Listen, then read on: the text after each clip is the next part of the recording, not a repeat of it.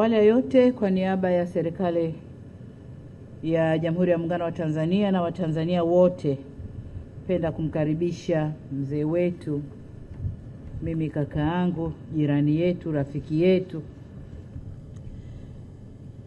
Mheshimiwa Yoweri Kaguta Museveni, Rais wa Jamhuri ya Uganda, hapa nyumbani. Kama mnavyojua, Mheshimiwa Rais hapa ni nyumbani kwao, lakini kwa sababu ana serve kwao, kwa hiyo akirudi kwao hii lazima akaribishwe. Karibu sana. Kwa muktadha huo, kwa niaba ya Watanzania wote, napenda kumpongeza kwa ushindi mkubwa alioupata wakati wa uchaguzi. Tunakupongeza sana, lakini pia tunapongeza chama chake cha National Resistance Movement kwa ushindi huo mkubwa, na ushindi huu umetokana na ilani, manifesto ya chama ambao wamepanga kuwafanyia Waganda, na Waganda kuwa na imani bado na uongozi wake.